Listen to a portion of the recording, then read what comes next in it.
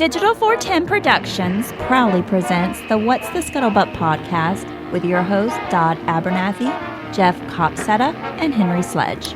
Welcome, everybody, to another episode of the What's the Scuttlebutt podcast, your favorite World War II-based podcast. Our music's still a little bit loud because we got new software. But anyhow, we're back from vacation. I think, yes, vacation. It's been I think so. No? Maybe? Possibly. I don't know. I've had a super crazy week.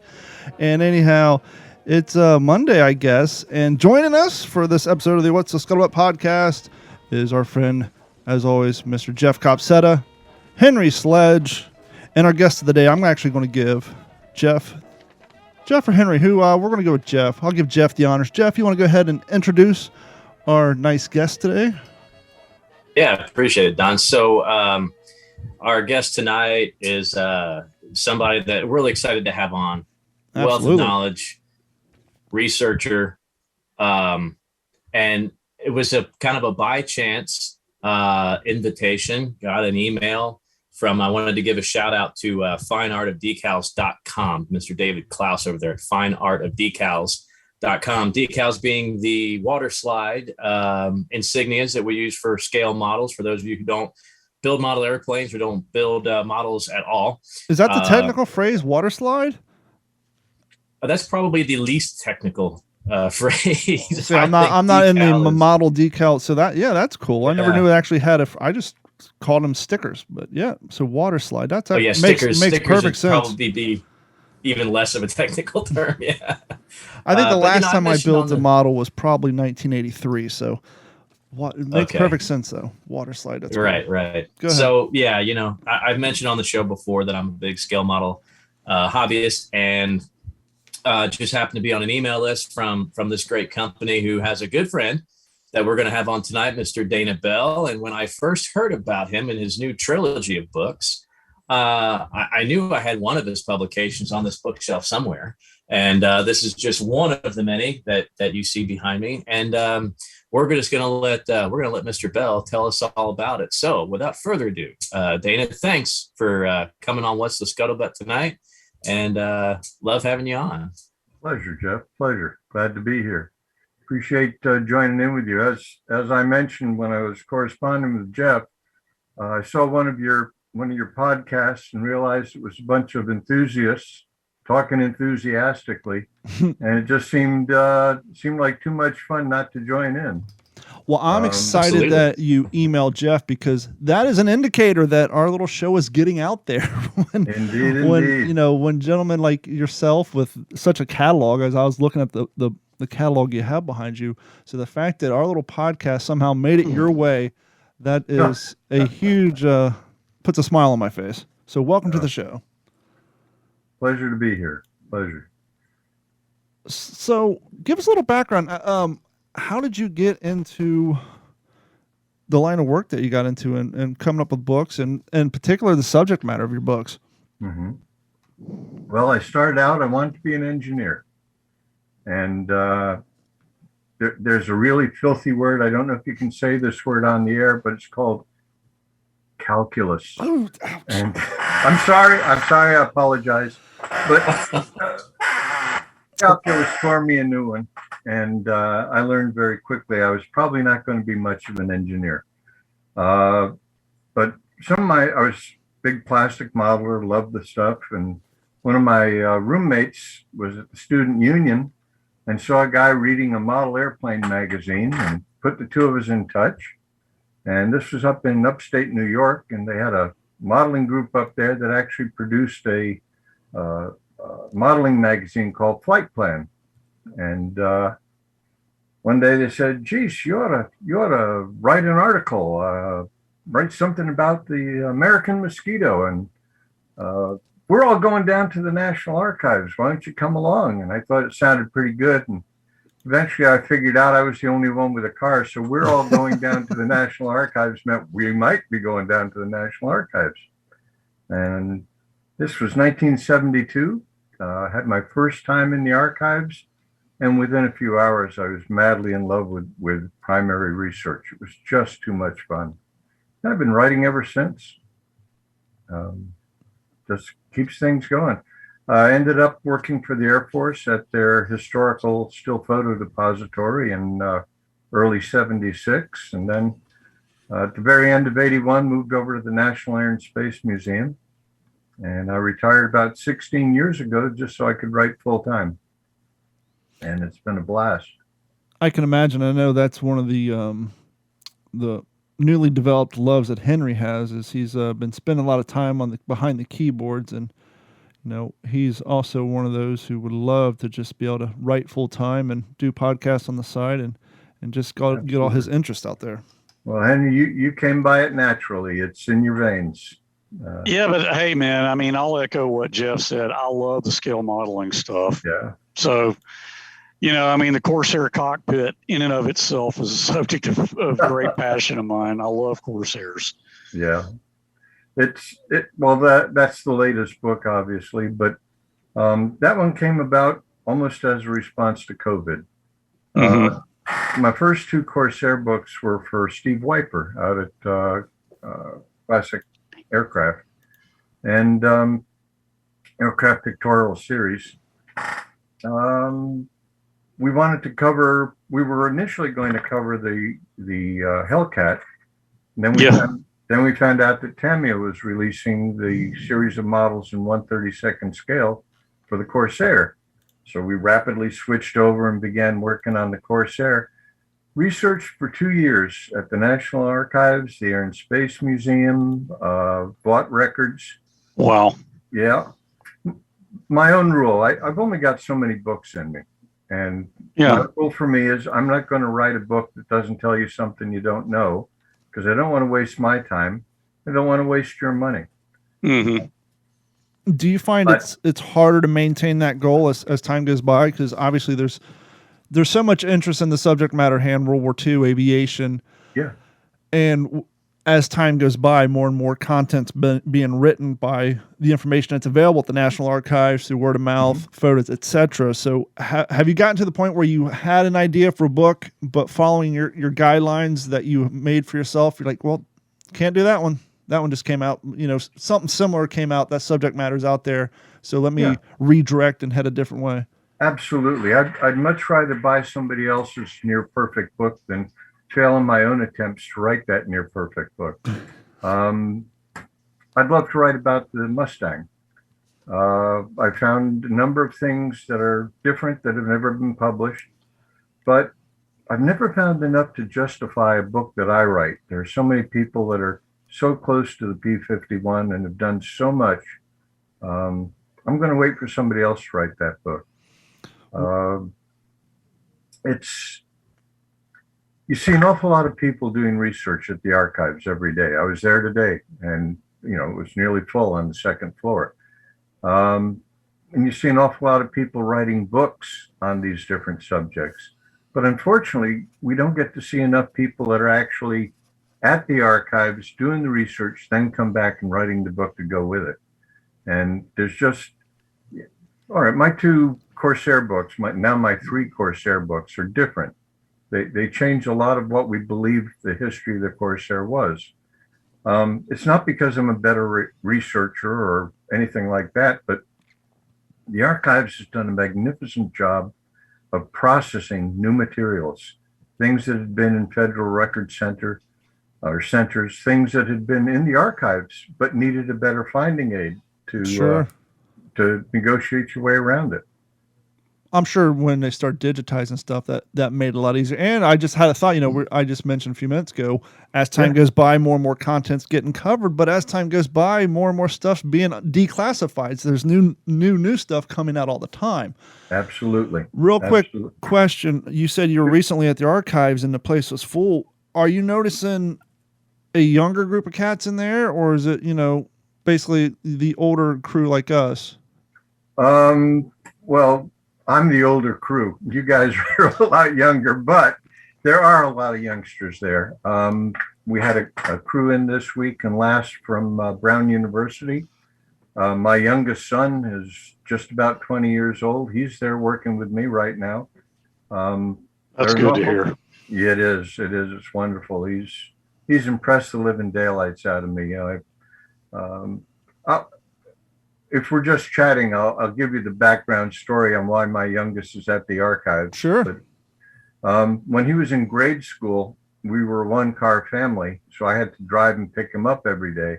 Meant I left the archives like 1:15, 1:30 at the latest. But they used to have bags of 3 little chocolate chip cookies that you could buy with the lunchroom, and I'd buy the bag of cookies, and I'd eat one with my lunch. And when he got into the car after school, that bag was there with 2 cookies in it every day. And pretty soon he got the idea, hey, this National Archives must be really special. They've got cookies. And it worked out pretty well. We eventually got him there when he turned 16, and he's been working with me a lot lately and doing some pretty fine work. See, that's the 2 things that fathers and sons have in common. They say the quickest way to a man's heart is through his stomach. Well, same thing for young boys. Straight through the stomach. Indeed. So, Dana, I was just, so I'm down in Texas now. I've been here for over 20 years, and I live about an hour north of Austin. So that's the closest opportunity that I have to go to a hobby shop, because that's just something that's near and dear. My grandfather used to build, balsa and linen biplanes that he would use, make his own blueprints out of. And then, of course, that passed down to my dad, who's more of a model railroader now than a model, airplanes or ships. Then, of course, my whole childhood. I mean, anytime I smell model glue, it takes me back to my childhood, and I never grew out of it. It's still what I do. And then my oldest son, he's 16 now. He's a fabulous modeler. Oh, my goodness. But, of course, the models they have now, it's just no fair. He's got a Dauntless in 1/48 with, photo etched brass dive brakes. Like, man, I didn't have that on the Revell kit as a kid. Is it a Revell kit, Jeff? Oh, gosh, no. I don't even know. This may be an Accurate Miniatures or something. Okay. I can't remember. It took me a while to find them, that particular one for Christmas a year or so ago. But so the other day I was at the hobby shop in Austin, the last one left. They moved to all these different business strip malls. They're constantly having to downsize, and it's depressing to see these hobby shops. I hate to say it, but eBay and Amazon, they're putting them out of business. Walmart. Yeah. And so I bought a few things there, and I don't think my wife will listen to this episode. I spent like $400 there. And yeah. And it just, and I've mentioned this, I think, before on the show with the hobby. You used to be able to spend $10 and go home with a model airplane. You just can't do it. I understand quality and all this stuff. That's great. But what are your thoughts on the cost of this hobby for young kids to get into it? I just think it's outrageous, number one. And number two, does that affect you in any way? Do you depend on the adult modelers, or do you see, kind of like going back to Don's question, is the torch being passed to keep this history alive in the scale model world enough to justify I can't imagine the time and the eye-bleeding research that it takes for you to do a publication like that? What are your thoughts going forward? I think the hobby will continue to survive. It will be reduced. Things will get more expensive. There aren't as many youngsters that are interested in it, but there are still youngsters that are interested in it. And I think the thing I've seen is the dads who sit down building their own models usually have the kids get interested, and they want to join whatever dad is up to, sons and daughters. And every convention I attend, there's a cadre of smaller kids out there building models, and some of them, geez, I never had that kind of quality when I was a modeler. I still, by the way, I think of myself as a modeler, but it's been a good 20 years since I've glued anything together. I've often said, if you're sitting in front of the TV watching Project Runway with your wife, and you got an open aircraft in profile on one knee and an open box of plastic on the other, and you enjoyed yourself with your wife, with the TV, and part of the hobby in your lap, that's good enough. You There you didn't do go. anything, you didn't pay me anything, but I had a good time. By the way, I've watched a number of Project Runway shows, and I haven't seen an airplane land on that damn thing yet. It's just something not right there. That's what I refer to as by proxy watching. It kind of relieves you a little bit of the guilt. You're watching it by proxy. Ah, yes. Now, as I stated before, it's been years since I've picked up that white tube with the orange label at the top and cracked open a few models. I can only imagine that the quality and detail on the parts before they're assembled has gone through the roof with the advent and availability of just computers and the technology that they're able to scale these things with and detail versus how they're doing them back in the 70s and 80s. I'm sure that you could see a tremendous difference in just the quality of the model itself before you even assemble it. Oh, Lord, yes. Yeah. What, Back in the 50s and 60s, you were lucky to get a model that actually had landing gear or had a plastic canopy. And a lot of the models I had in the 50s just had the frame, and then they had a little strip of plastic across the top to represent where the canopy would have ended. All solid one color. You didn't have to paint them. But the hobby has just been insane. It's been wonderful. I keep hearing the hobby is dead, and I think this is the real golden age for building models of anything. Photo etched brass, you mentioned, resin cockpits. Oh Lord, all this computer generated resin pieces that they're creating now. It's amazing. Here's a question. Over time, different outlets, magazines, manufacturers, groups, what have you, they have to find a way to evolve with the times to stay relevant, to continue making money. Has any of the major modeling companies put out downloadables so that people with 3D printers can make their own pieces to assemble models, basically make them at home using, pay service? Here you can download, for $2, whatever, download the chart and print one up yourself and then assemble it. Has that become a thing yet? I won't be surprised when it happens, but Yeah. I've not seen it happen yet. I think the 3D printing that's going on now is it's taking off. It's just amazing. But you buy the final product. You don't buy the tools to make the final product. And I guess that's the problem with anything computerized. You buy one and then you copy it and use it and give it to your best buddy, and he uses it, and his 6 kids use it and they do the same thing. It's hard. It's like electronic downloadable books. The devil's own way to get ripped off. It saves the Russians and the Chinese the necessity to actually digitize your work when they steal it. Yeah, exactly. Sad, but it's true. Well, I mean, if there's any sort of bright light at the end of the proverbial tunnel, if you will, we all know that every generation finds a way to rebel against whatever their generation has to face. And we're already kind of seeing it now. At least a couple of years ago, you heard it amongst like the females in college, how they're kind of going analog rebellion. Me growing up in Kentucky, all the females in my family, they all know how to crochet. They all know how to make Afghans and all that. And that kind of died off with my generation.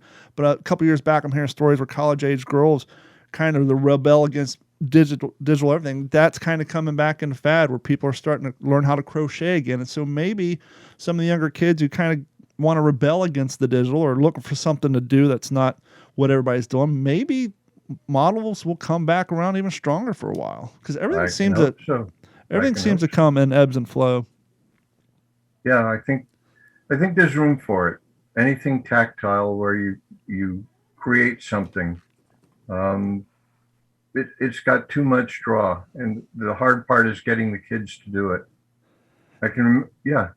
And Jeff, I'm sure Jeff can expand on this, but you said something very important: tactile. Whether you're a wood shop, whether you do construction for a living, you build computers and install, there's just something about, I was in this area, there was nothing here. I spent some time, I left, and now there's a physical, whether it's a model Mustang, a car, a computer, a wooden duck that you carved. There's something to be said about you physically creating something that, well, as long as you take care of it, will be around for a very, very long time. And I think if more people got into that, there's so much relaxation there. We need to bring back the whole concept of quote unquote analog hobbies. Indeed. Well, and it goes beyond, to me, it goes beyond the hobby too, because it's a skill that to work with your hands, that it's something that you hone. It may not directly relate to what you're going to do in your adult life, but as an adolescent child or a teenager, it really does help in a lot of other things. Trust me, I've got 4 kiddos. I can't tell you how many things I've had to fix, super glue, assemble.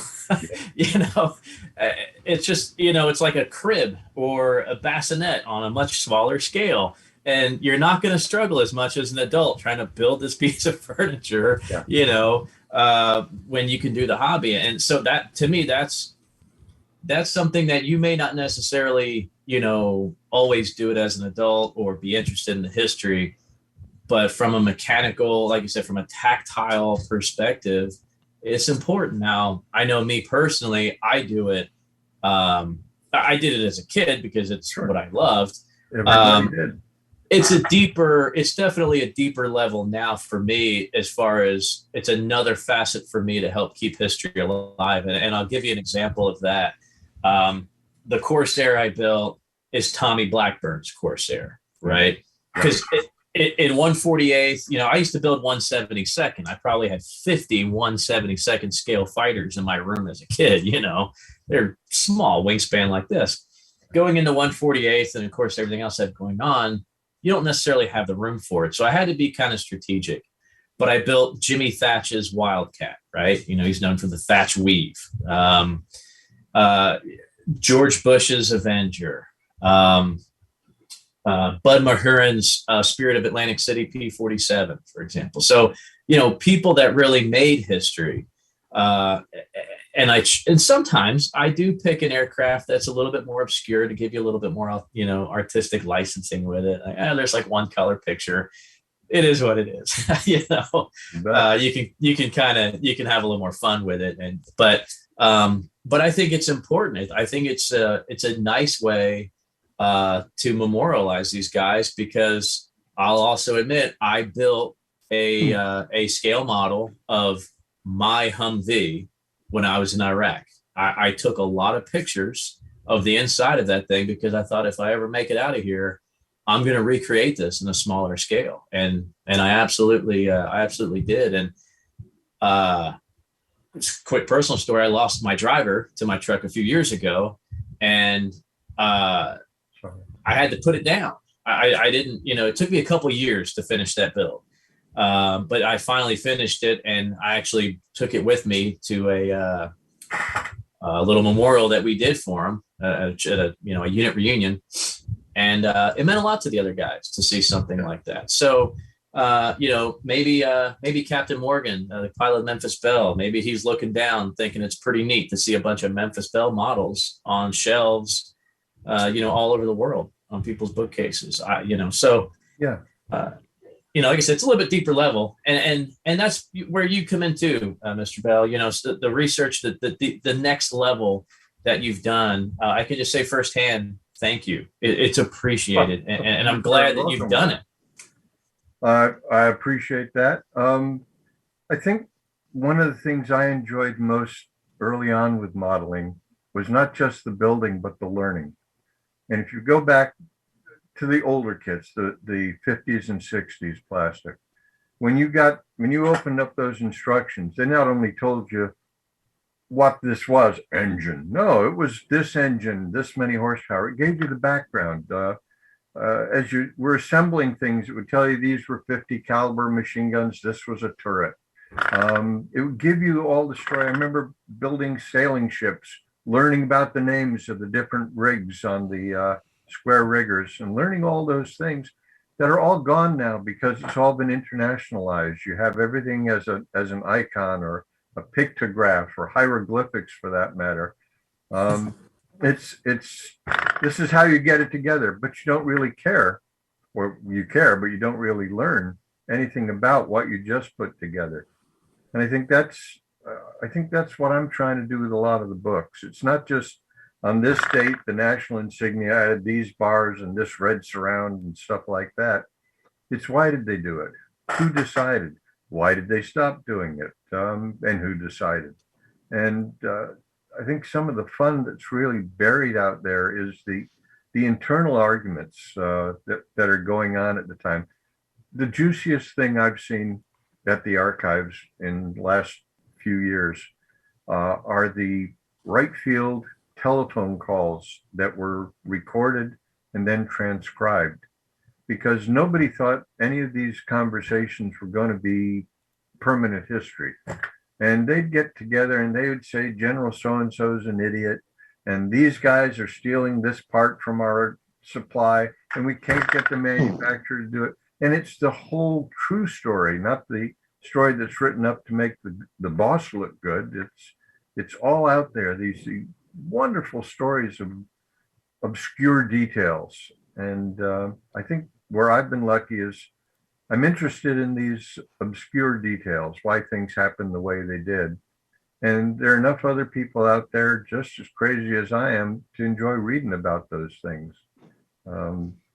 Otherwise, I think I'd be out of business as a writer.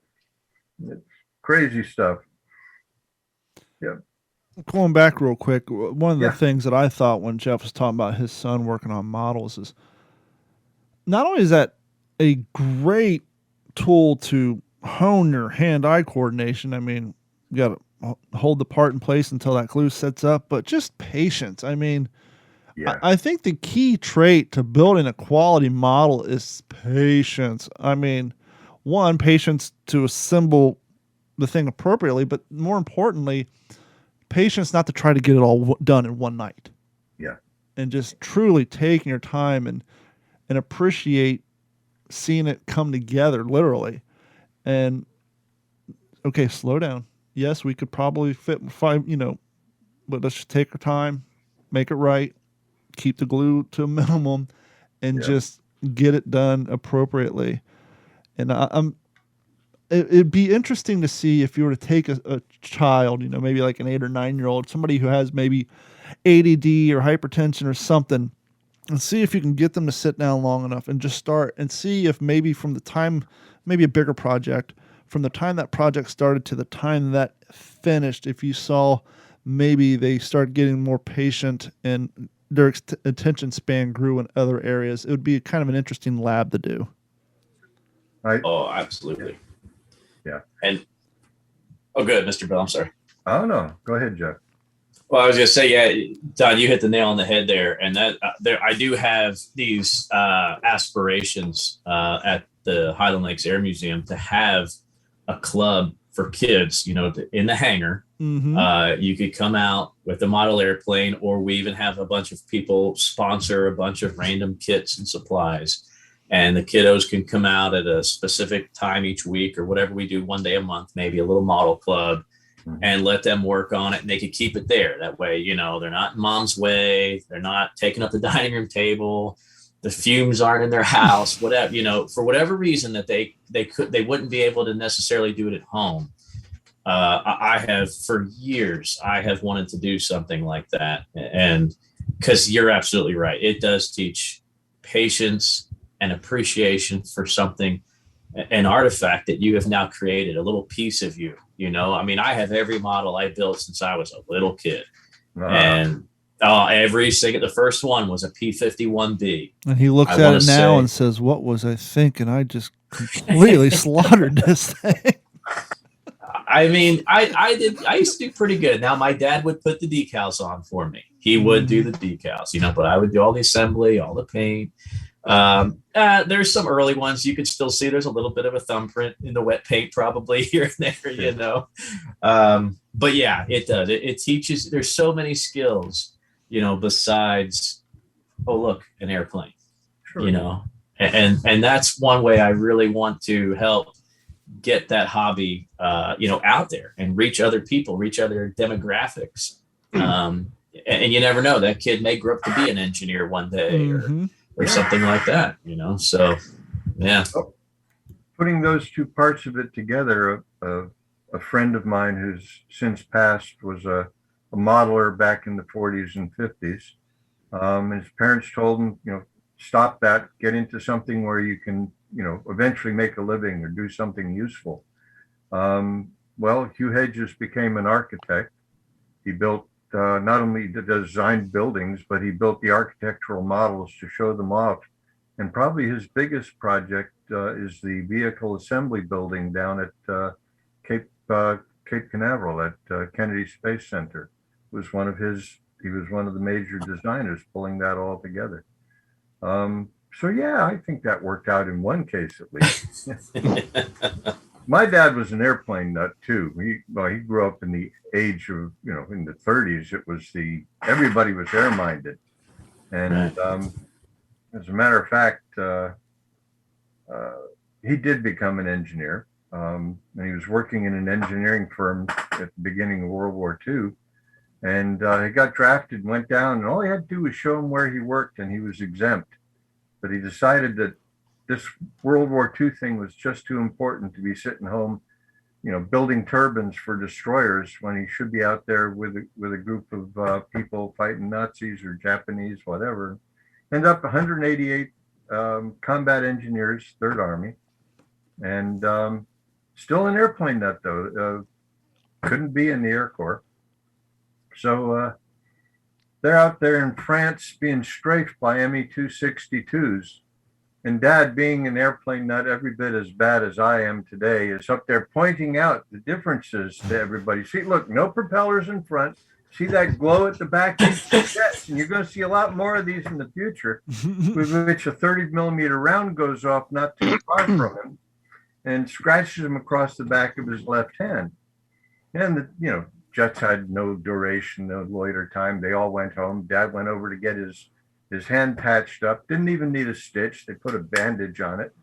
And guy reaches around his big box of Purple Hearts. Goes to give Dad his Purple Heart. And I'm not taking that. That's for the people that earned it. There are people out there in combat that did something that deserve a Purple Heart. And he refused to take the award. War comes to an end. They start totaling up the points. Who's going home first? And I think you can guess who was one Purple Heart shy of going home right away. And they sent him up to Belgium. Being an engineer, they had him doing water purification.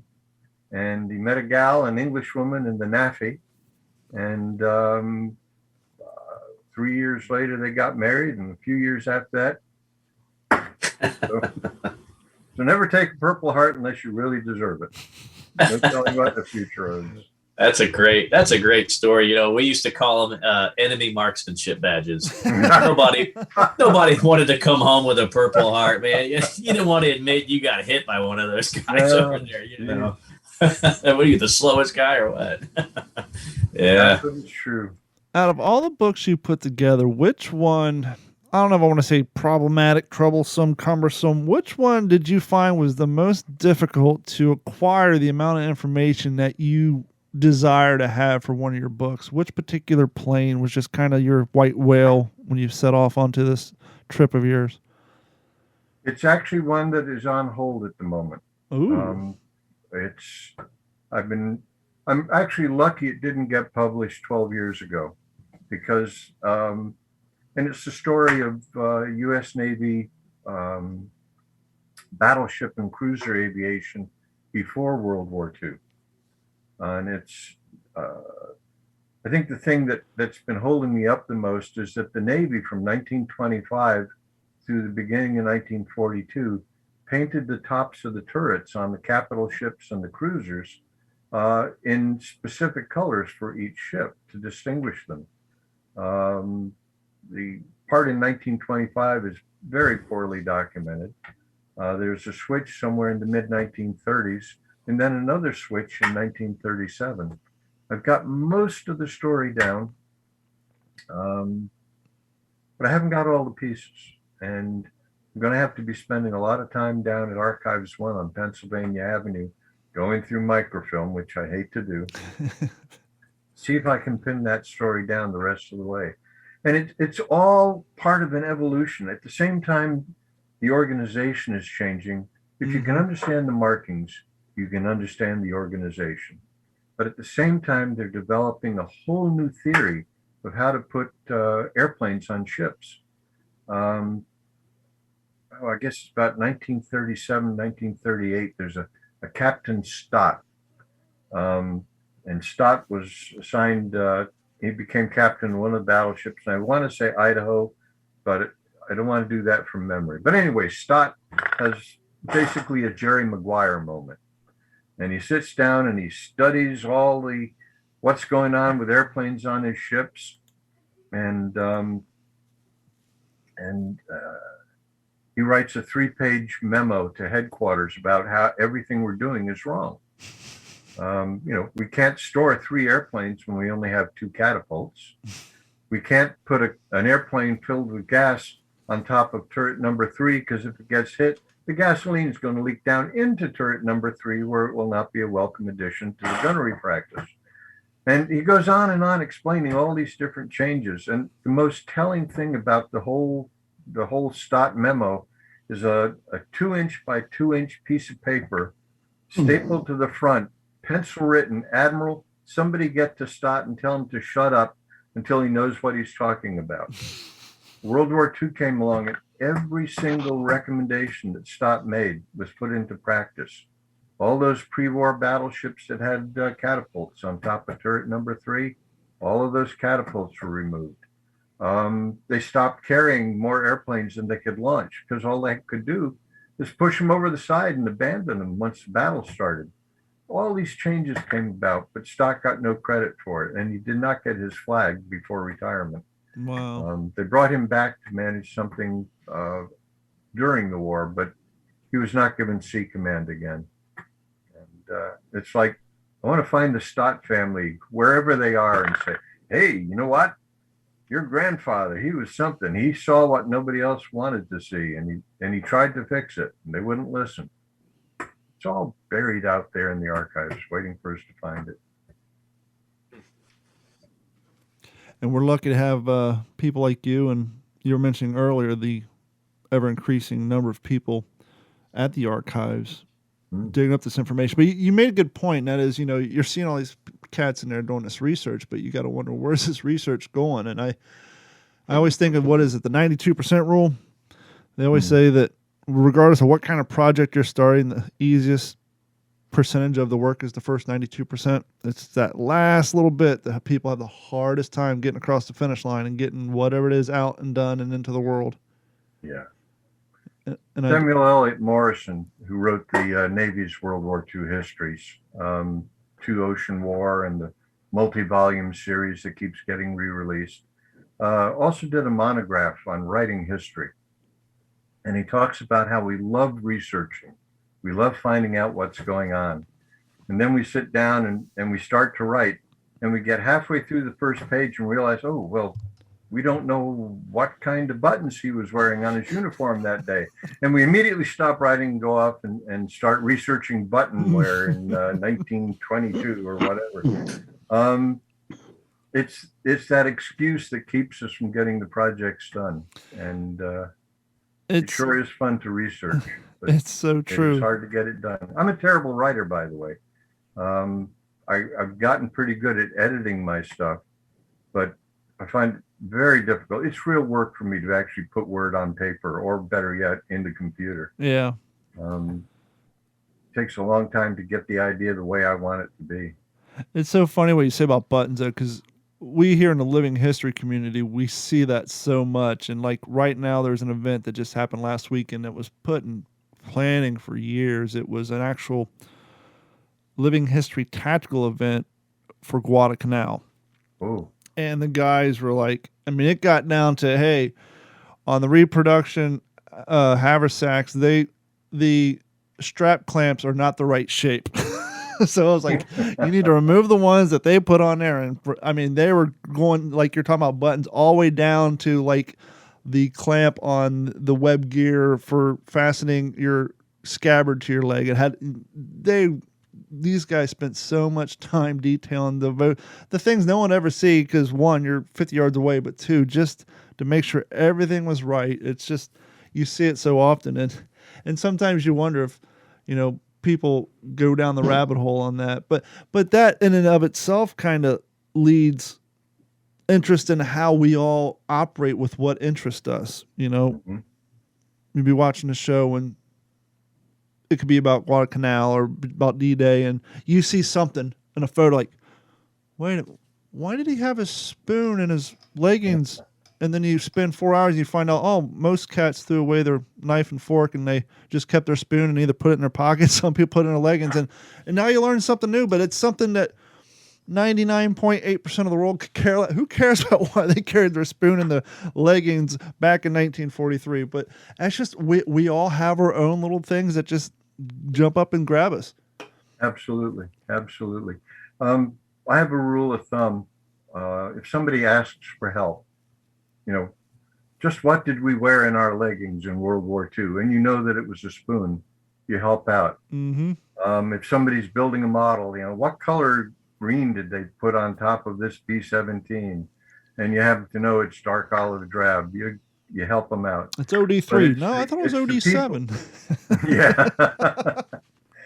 But it's the folks that gather the knowledge and then use it as a weapon that always upset me.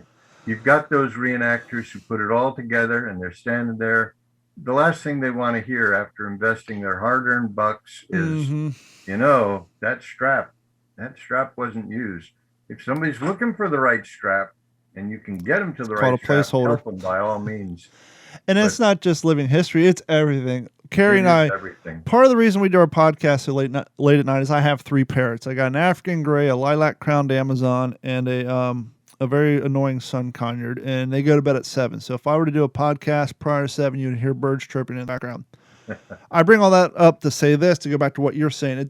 World War II doesn't matter. Model building, you sign up for a Facebook parrot group 8.5 years ago, and you do computer work for 15 veterinarian clinics, and they all tell you how to take care of your birds and get them off seed, put them on pellets. But you sign up for that Facebook group and you're on there for 2 hours and you feel like you're the world's worst bird owner because everybody's telling you how you suck and you don't know what you're doing. And every group seems to be that, whether it's World War II, building models, parrots, making slime, whatever. It seems like, and it seems like it happened, maybe it happened back in the day too, but it seems like more now people sign up for groups, not because they seem to have an overwhelming desire to prove what they know and that they know more. I was just about to say, they're just wanting to sound off about what they know. Yeah. Yep. And it's so insane. That's not sharing. But this is a good transition for a question I had. Jeff, you can answer this too. Every community has their subgroups, and I'm wondering what the line of demarcation is on this category. Do you have the groups of people who feel like, okay, you're going to buy the model. When you build it, it's got to reflect exactly what it looks like on the box? Or and then I'm sure maybe you have the guys who, I'm going to put some damage on here. I'm going to war this thing up and personalize it, make it my own. Are those 2 different camps, or is it just do it how you want to do it? You want to take it first, Jeff? Yeah, I think I know kind of what you're talking about. I guess my question is there people who are like hold model building so delicately that they feel you need to make it exactly the way the engineer, it has to look just like the real thing, not pristine? Or do you have people who put the ward damage on there and customize it and make it completely their own? Oh, yeah, I think there's a lot of there's more categories even than that. I mean, you bring up making it look exactly like it does on the box. I think any somewhat experienced model builder will make sure he's doing not what's on the box, because a lot of times what's on the box is not correct, or even what's in the instructions. I learned that pretty early on. I didn't do all of my research. I depended on what was in the instructions and a quick Google search maybe of a couple kits that other people built, and made the same mistake. And then I saw actual pictures, and I'll give you an example. It's the Avenger. It's the George Bush Avenger that I built. The instructions say where it said Barbara 3 right there by the cockpit, was on the opposite side of the cockpit that it was really on. I went, Oh man, I mean that's a big foul, and you only get one decal. Yep. That was it. You had one shot with it. So it is what it is. For me, I'm not a rivet counter. Um, I don't do a whole lot of that crazy. I mean, I read some of these reviews, these guys, and it's just like, dude. I mean, You have to wonder if they have a life. It's great. And no, I mean, I don't mean that in a bad way, but it's a level that I will never get to, don't want to get to, because I know even with my dad, in our model railroading community, I model in 3 different scales as well. I do like a large garden railroad, HO, and then N scale. Oh, I thought he was And going to say hand yeah. modeling, bikini modeling, and never mind. There's Project Runway for you. Yeah, there you go. That's called callback. Nice job. But we go to some guys that have these very serious model railroads, and they call it serious fun, but it's not even fun when you're operating. You've got to know the lingo, you've got to know railroad rules, you have to know all of the the railroad signals. Come on, guys, like let's just run trains and let's watch them go around and let's have fun. So that's kind of, I want to be as accurate as I can, but I know my skill set. I'm pretty good. Never going to win an award. But my kits are better than most of what I see from people I know. Not a competition. As long as I feel that I did some justice to the men who flew the aircraft, I'm happy with it. So I don't know if that answered your question, Don. I mean, like I said, I know there's a lot of groups. There's guys that got to be so far off, like some obscure P-51 that had, with Brazilian Air Force markings or something, they're out there. And I'll go back to Dave Klaus again with his company, to be able to offer, you used to open a kit and you'd have the picture that's on the box and maybe 2 other options with your, with which aircraft you're going to do.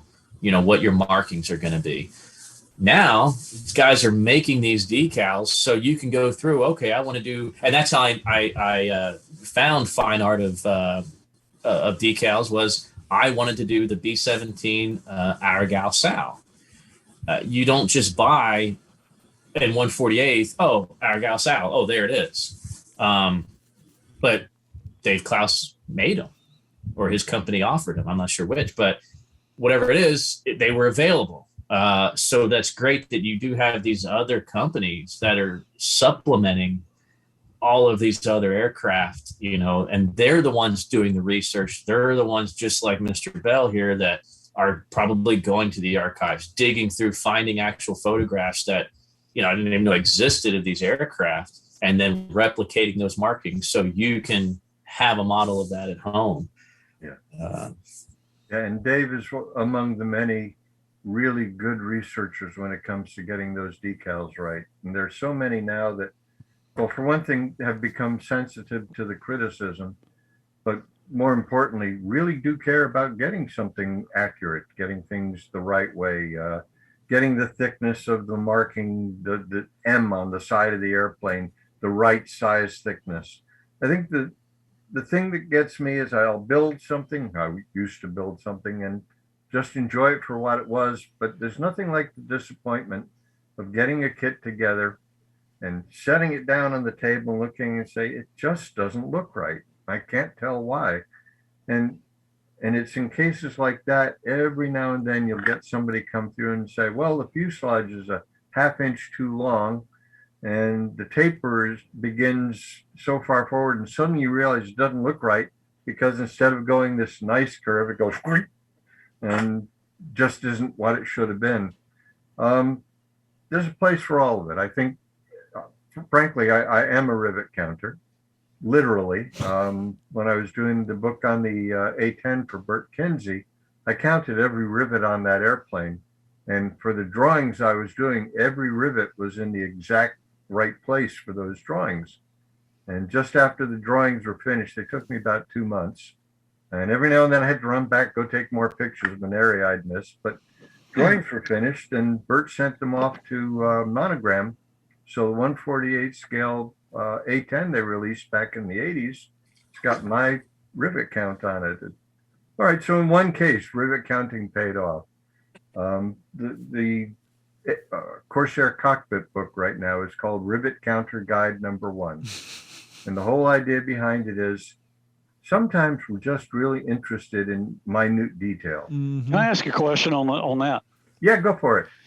So Corsair cockpits, when you're researching Vault Yeah.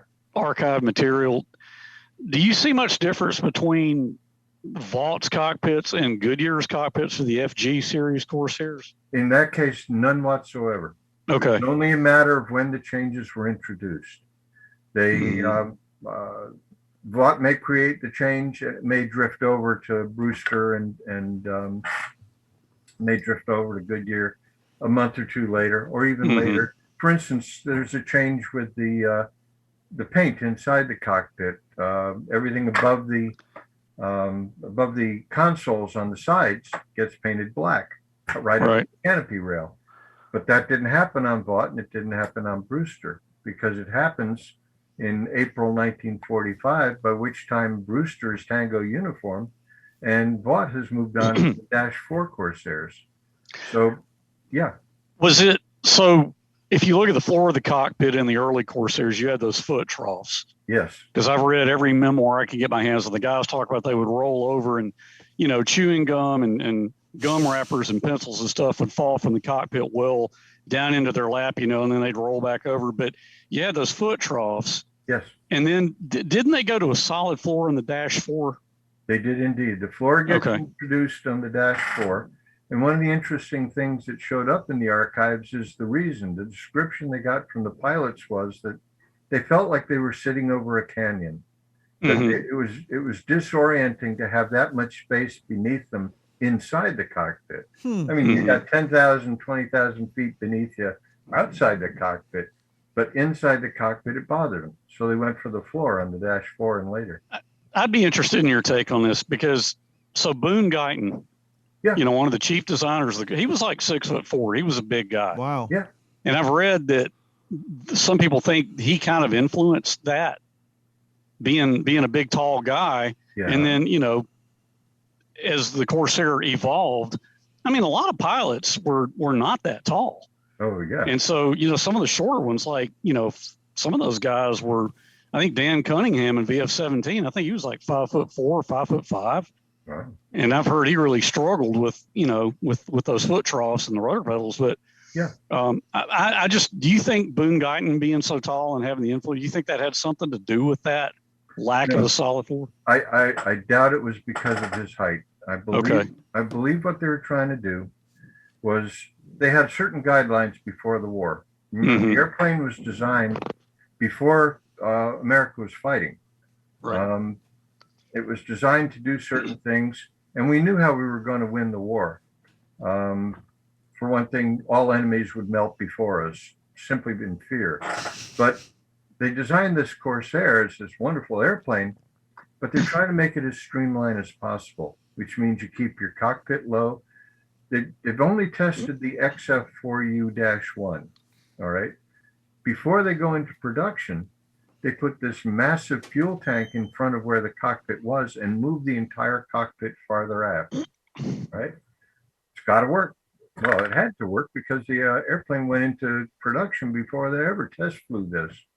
And what they found was two things. The pilot is now sitting as low as he can get in the cockpit so that the cockpit isn't too high, slowing the airplane down, cutting into the slipstream. And at the same time, sitting down low with this longer nose, he can no longer see in front of him what's going on beneath the nose of his own aircraft. So you're sitting there in this airplane with a very cramped windscreen.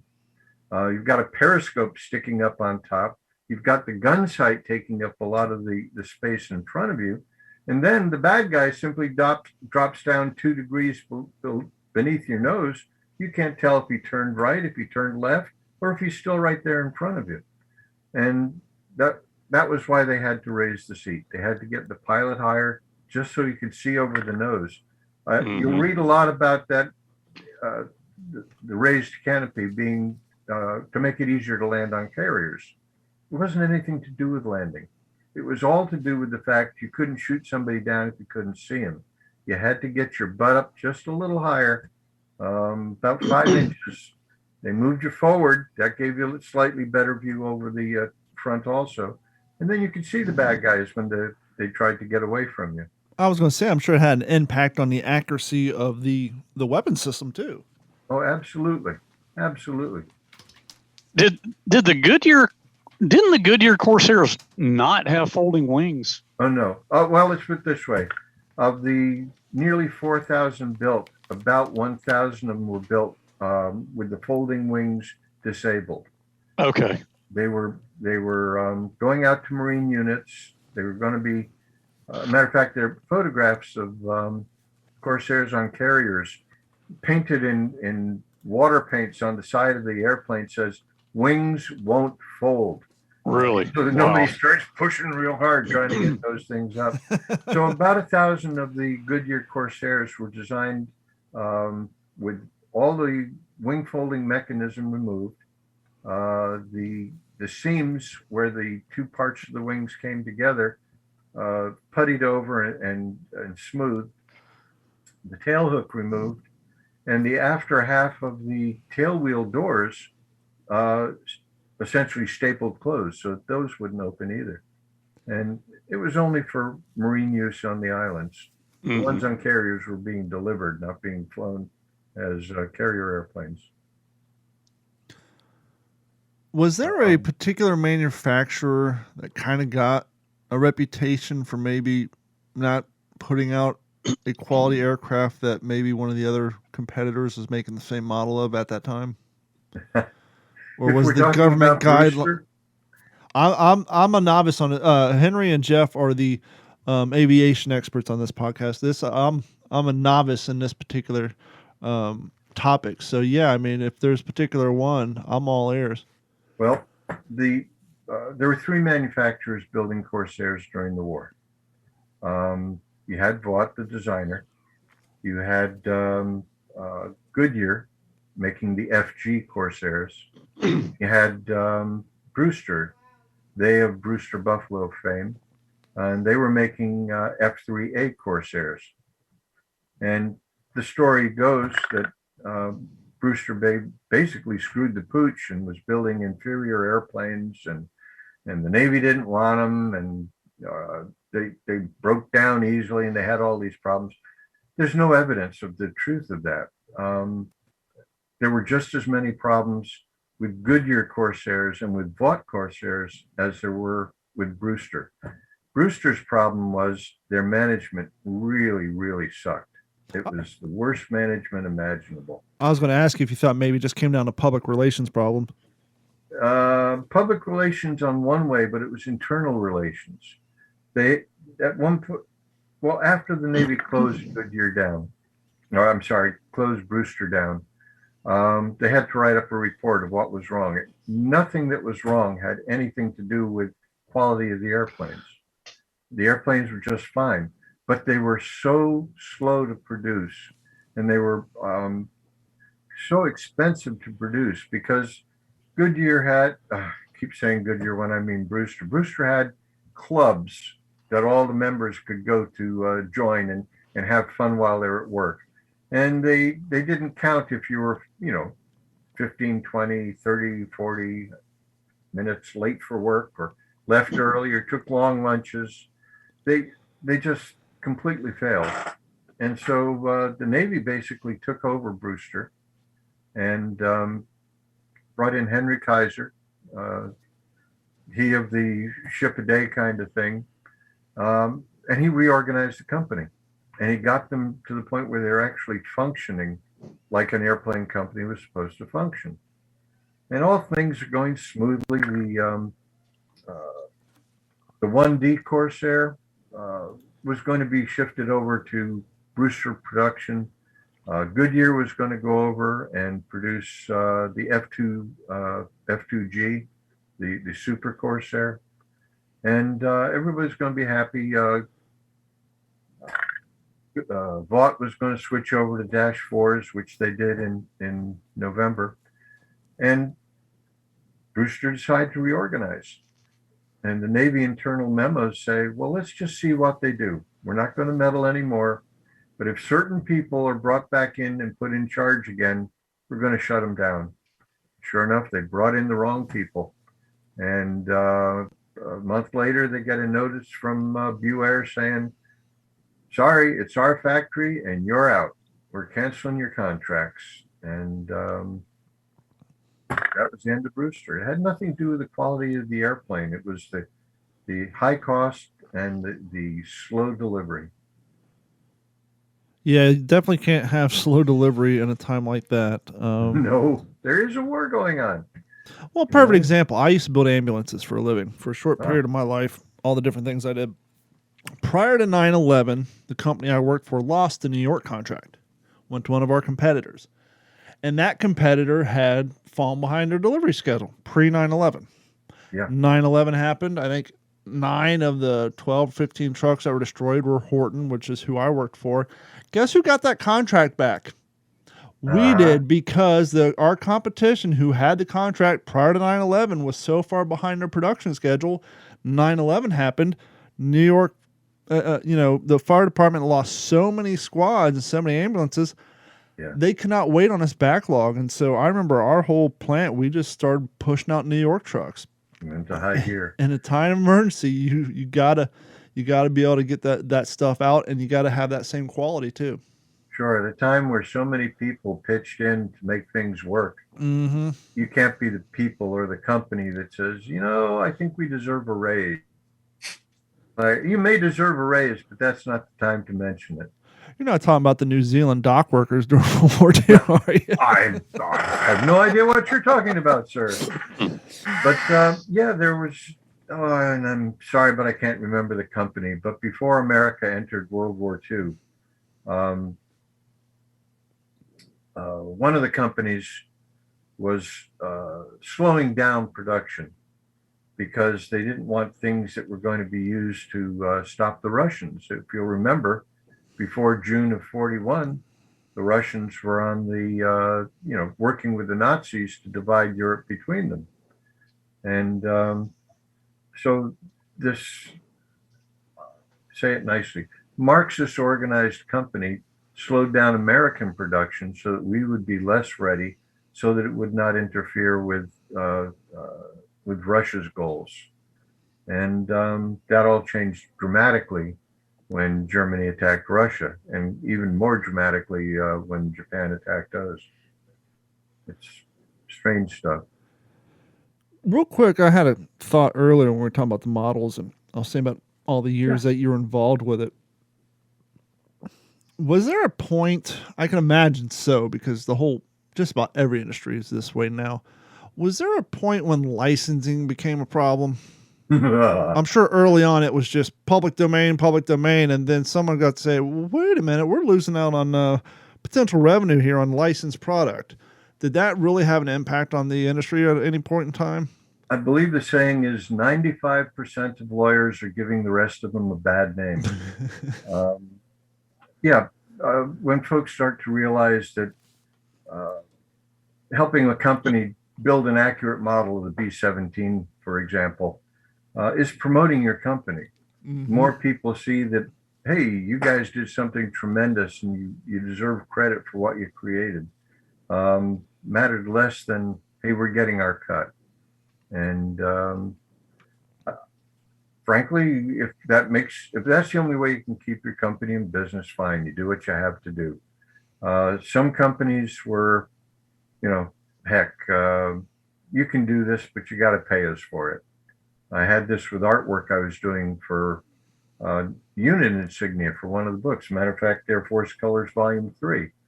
And one of the companies owned the rights to the character, and they wanted me to, pay them a certain amount of money to include those characters on the unit insignia in the book. And I wrote back and said, gee, that's very kind of you, but you have to realize you release those rights to the units for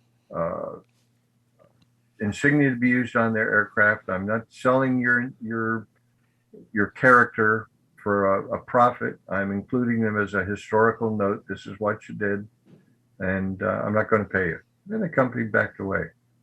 But it's where do you participate? How do you help get the word out that your company has done good stuff? And how do you make enough money to keep your company doing good stuff? There's a balance there in each company. Vought, for instance, I've gotten so much free material from Vought. I just told them what I wanted to do, and they sent me item after item and download after download, and we corresponded with their historical unit, which was mostly retirees, and they were wonderful. They were old fashioned. Hey, we did something good. We want the world to know what we did and that it was good. Now, of course, they're not producing airplanes right now, so I don't know that it's hurting their margin. But I wish more companies could be like that. Well, it's a little interesting because music, for example, anything prior to 1962 does not have licensing on it. That's why if you listen to smaller radio stations, when they stream their music online or they stream a talk show online, during commercial breaks, if they're not playing commercials, they're playing older music because they don't have to pay to play it. Sure. But it's interesting, too, that it's also the license belongs to that of the original recording. That's why you hear some people who are friends with celebrities, that celebrity's band will just re-record the song and then they can use it because it's the original recording where the license is held. It's interesting to see that, when it comes to music, anything prior to 1962, unless it's been remastered since then, it's basically public domain. But when it comes to aircraft from the 40s, not so much. Or maybe some of the logos put on it by a particular, maybe media company that has some big ears, but I'm just guessing. Yeah. But my sense of it is my dad already paid for this. Yeah. All right. You built this. You were reimbursed for this. We don't own the rights to actually go out and produce more because there were licensing agreements. For instance, Brewster and Goodyear had to pay a license fee to Vought for every Corsair they built. So yeah, See, it kept Vought going. See, that's kind of surprising because I always just assumed when it came to these manufacturers, it was kind of hoisted upon them by the government saying, okay, hey, we need planes. We'll give you the contract or you earn the contract. To me, the fact that they got a contract and then had to pay licensing to build the plane or the aircraft that the government's asking them to build, licensing on just building it, that never even occurred to me. It started in the very early 20s. The Martin bomber, the twin engine biplane, Billy Mitchell's favorite. Let's sink German battleships and have a good time for all. Well, there were objections from several companies, Curtiss, Low Willard Fowler. I can't remember who the third one was, but all right. So Martin designed this thing. That doesn't mean they should be the only ones that can sell them to the government. We could build that airplane cheaper than they could. And sure enough, these other companies got the right to deliver Martin bombers to the government. That's why you had the NBS-1. That's why Low Willard Fowler and Curtiss got together and bought up enough wood to make the structures, to make MB-1s. They bought so much wood at such a good price, they could build them cheaper than Martin could. And they were building them without a licensing fee back then. So there was an awful lot that had to change and did. That whole 20s, 30s build up between the wars, it fascinates me. I'm spending a lot of time right now digging out material of that period and learning just the craziest things that you wouldn't expect of how they organized, how they planned, what they thought was legal, what they found wasn't legal. It's just a great period, and it's so evolutionary. I'll toss another story at you. I have no idea how we're doing on time. We're good. You're going to have to kick me off, but we're looking at the day after Christmas, 1929. There's a first lieutenant at Wright Field, and he is responsible, first lieutenant, mind you, responsible for the decision making on a competition for five new observation aircraft. Now, 4 of the aircraft did pretty well and were rated, and one of those was selected. The fifth aircraft was eliminated from the competition. And the reason it was eliminated was because it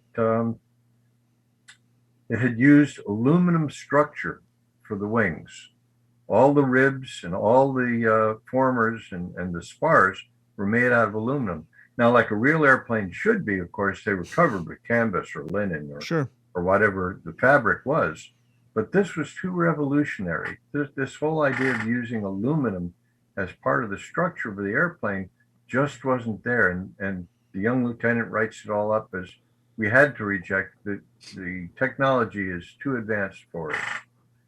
Well, let's see, that's day after Christmas 29. Sometime in January 30, he has his first son. And then you jump forward 40 years, day after Christmas 1969. And that young lieutenant has retired from the Air Force. He made lieutenant general. And he can turn to that son of his and say, so tell me, Buzz, what was it like to be the second man to walk on the moon? That's crazy. The change in 40 years from we can't trust aluminum to, hey, I just had a boy that walked on the moon. And imagine how many aircraft could have been saved if the wings weren't burning because they're constructed out of wood and there was an engine fire. It was bad. It's surprising how much time was spent developing fireproof paints and fireproof dopes and trying to protect against in-flight fires. Didn't always work. One more. Go ahead, Jeff. I was going to say that comes up a lot. And, the more I've been reading about World War II, the more it makes me want to read about World War I and the interwar years. Yeah. And, burning up in an aircraft. There's a book, Heroes of the Sunlit Sky, and it basically gives you 5 or 6 of the major air forces that were involved in the First World War, and a list of the pilots, almost essentially, I think it's in alphabetical order or something by last name. There's no particular chronology to the book. It's just, okay, the British Air Forces and a bunch of stories, and then the American, the German, the French. But there was definitely a common theme where, the fires were so prevalent, and just what a terrible way to go. Sure. And an all too common way to go because of the construction, because of how things were built, how it was designed. Yeah. It's terrible. Golly, terrible. Sure. But, it's things like that, that help you understand as things progressed, as the necessity for these war machines happened out of what we thought we needed, and then what we actually did need, because now we are at war. Yeah. It's interesting to see those changes and to see what facilitated those changes. Because I'm a big Billy Mitchell fan, and the sinking of the Ostfriesland is it's pivotal. It's so important. What happened in 1921 is so relevant in 1941 that it's just ridiculous. It's a shame that man did not live to see, the true fruits of what he was trying to do. But all the more proof that, the way I feel is the deeper we can look into the past, the clearer we can see the future. And I truly believe in that. And I think Don needs to make that a t-shirt. Actually, it just came to me. And I think that's the new What's the Scuttlebutt t-shirt. Send it to me and we'll make it happen. It's engraved in stone outside the National Archives. What is past is prologue. And it's still true. I saw one of your episodes recently where you were talking about Ernst Röhm, the photos from Nuremberg. Mm-hmm. Don't know how long ago that episode aired, but I don't even remember who had the photos, but a relative had been at Nuremberg after the war, and there were all these photos blowing around. He collected them up. Yes, who was that? That was like one of the first episodes after I joined. Yes. Oh, really? That's right, because you were being introduced, of course. So it's a much older episode than I thought. It was the guy's grandfather. Yeah. Yeah. Yeah, that's a friend of mine. That's a friend of mine who, in fact, I just had a cigar with him 2 nights ago. Him and I are, and some others are opening a restaurant here in Burnett. Yeah. His dad was in the Third Army. Yep. Yeah, absolutely. My dad personally winning the war. And I noticed that. But I think the significance of Ernst Röhm is lost on an awful lot of the youth today because they're going to be in trouble. Ernst Röhm was in charge of the brown shirts. Mm-hmm. All right. And the brown shirts were the Nazi. Sturmabteilung. Pardon? Sturmabteilung, the SA. Yes, exactly. They were the guys who went around. They were the thugs. When you need somebody to go and disrupt a political party, you send the thugs. When you need somebody to be evil and do nasty things to anybody out there, the brown shirts are available. And Ernst Röhm was the head of that. And the Nazis finally got enough power that they no longer needed the brown shirts. And that meant they no longer needed Ernst Röhm, which is, they trumped up charges and, executed them and broke up the brown shirts. Well, we've got the same thing going on today. And I don't want to sound too political, but there are certain political organizations that show up across the river in DC and regularly block traffic. And, people are being paid for and sent. Mm-hmm. Certain political parties have the ability to deny any contact with these organizations, but everybody there is working for some of these political parties. They will show up in front of certain people's houses and raise a ruckus. At some point, if those political parties do get the power they desire, I'm trying to stay neutrally political, and It's almost impossible, but those people will be the brown shirts of the 2020s. They all see themselves as future leaders in the new party, but right now they're thugs, and they will always be thugs. And when power is finally solidified, the first thing you do, whether you be the French revolutionaries, whether you be the Nazis, whether you be the Jacobites, you get rid of the thugs. Mm-hmm. And they're fighting for something they can never have. They may get it for other people, and I hope they don't, but it keeps repeating itself. Ernst Röhm and the brown shirts, it's a cyclic story. It goes on and on and on. There's an interesting series on Netflix called Peaky Blinders. Yes. And are you familiar with it, Jeff or Henry? I am not. It's a great show. It's on Netflix. It's originally a BBC show. It starts off, season 1 is roughly a little bit after World War I. It's basically, there's a kind of a English mob family that when all the guys were away at World War I, the women ran all the gambling, the running of the numbers and all the enforcing, and the guys came home and they kind of get their place. Well, as they're on like season 6 now, and it's right around 1937, 1938, and you're starting to see the development of these new political parties. In this last season, prior to last season, they introduced Mr. Sir Oswald Mosley, who was a fascist leader who was trying to run to be Prime Minister of Britain. And Tommy Shelby, the leader of the Peaky Blinders, he's been basically dubbed by Churchill himself to kind of slip in with this party to try to relay information. So it's interesting that this little English gangster show that took place after, World War I, it's really gained a lot of popularity amongst young kids. They're now starting to get a little bit of history snuck in on them. And as you're talking about brown shirts and all that, you're starting to see the development of this party. And it's nice to see it kind of not being sugar-coated, and it being snuck into the storyline. But before we wrap it up, mail call time. It's been a while since we've done a mail call time, and if you guys want to email us, please do so at mailcall@WTSP-worldwar2.com.